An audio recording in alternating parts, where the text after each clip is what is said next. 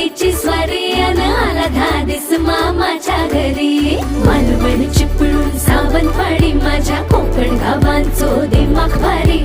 दिसते भारी गणपतीची स्वारी माझ्या कोकणा वाटे तुम्ही वलवा गाडी. धमाधमान हाका गाडी माझ्या कोकणचो रस्ता